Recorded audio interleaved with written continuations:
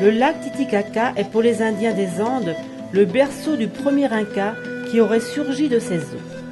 Considéré comme le plus haut lac navigable du monde, 3812 mètres d'altitude, avec une superficie de 8560 km². L'originalité du lac Titicaca, ce sont ses 40 îles artificielles. Nous débarquons sur l'île Uros Titino. Les occupants de ces îles viennent d'une ethnie très ancienne, les Uros.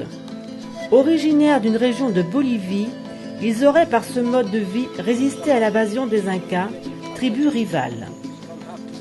Ils sont mélangés aujourd'hui avec les Quechua et les Aymara.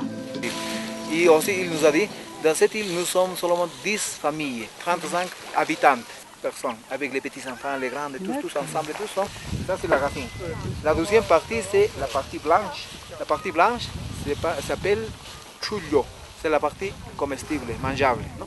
Pour faire une île flottante comme ça, il utilise les racines du roseau comme base, en train de les casser comme ça, non? Originalement. Non? Ces îles flottantes sont constituées de totora, une sorte de roseau qui pousse abondamment dans le lac. Un radeau dont l'épaisseur atteint 1 mètre est ainsi constitué. Oui, et c'est beaucoup, non? Comme c'est 1 mètre d'épaisseur, ça c'est beaucoup de travail. Les gens doivent couper beaucoup de roseaux. Et après, ils l'ont mis déjà les mètres d'épaisseur. Les gens les laissent sécher pendant 1 mois ou 2 mois dans lesquels les gens vont faire beaucoup d'activités.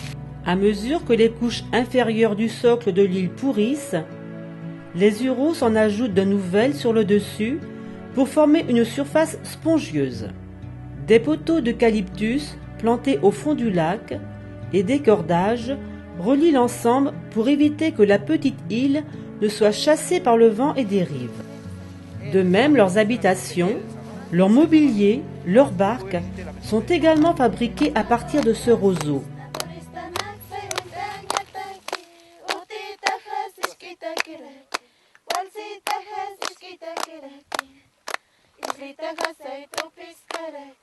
Islita grasa y totona tawai, kayam sayam chitanya.